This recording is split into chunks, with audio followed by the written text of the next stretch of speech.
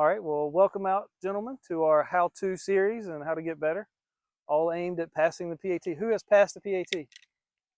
So just a few of you, so we got some more work to do. I know we had an event this weekend. Who feels they could have done better in the chipping and pitching area this past weekend? A lot of hands were getting ready to go up.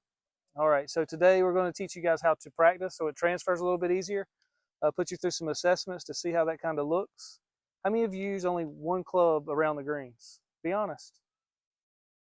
All right, so most all of us get stuck with one club that's more or less our favorite. Today we're going to try to get you to open up and experience some other clubs that are in your bag. Myself, I go from a 58 degree, a 54, a 50, a pitching wedge, and sometimes a 9-iron, just depending on, I guess, what the shot's kind of calling for. As you can see, we've kind of got some different stations set up out here. This first little station is going to be a landing drill. Has anybody ever done any landing drills whenever they're pitching and chipping? So you're trying to get the ball to land into a certain zone, and then you're going to see the rollout after the ball lands in that zone. So this is, to me, is one of my bread and butter whenever I'm really getting focused for a tournament or something of that nature, is just developing a good touch around the greens. And as you can see, I brought 3 of my clubs. I know that a couple of you only have one with you now, so we're going to go back and get the rest of them. And then whenever we come up, we're going to go through this landing drill.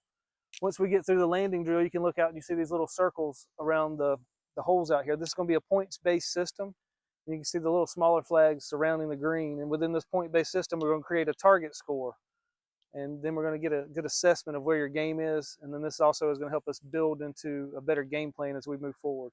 So if you guys want to go ahead and grab the rest of your wedges, and then I'll kind of explain each drill once you get back up here. All right?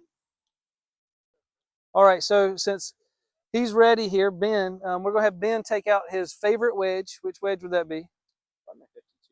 So his 52, which is considered what type of wedge? Gap wedge. All right, perfect. We're going to take one ball, and from this location, he's going to try to land in between those alignment rods.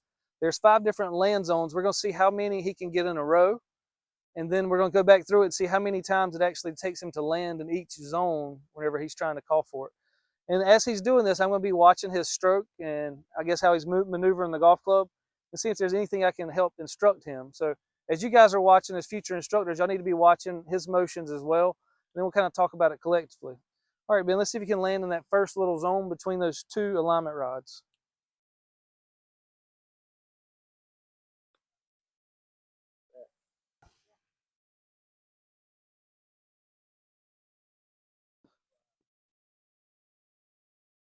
Pretty good, Trevor. Which club is that? No, it was good. You were within range.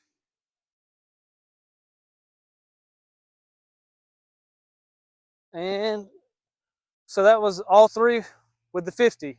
Now the challenge is, can you do it with your 54 and then your 58 or whatever your wedge setup is? Then you can figure out which one you could use from different yardages. So something else I do is I'll pace off which club I'm most accurate with in short, medium, and long. And sometimes I'll find that I'll go to my 54 depending on, I guess, the lie and the length of it.